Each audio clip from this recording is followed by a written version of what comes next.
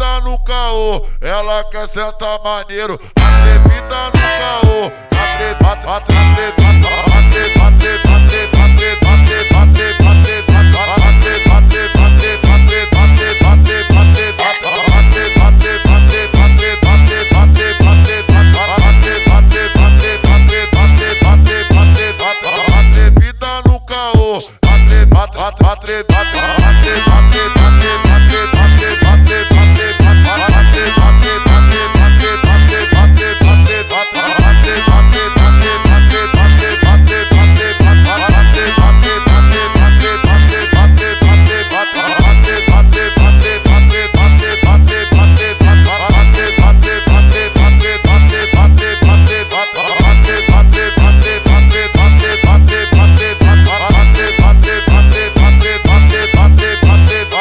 Atrevida no caô, ela quer sentar maneiro. Atrevida no caô,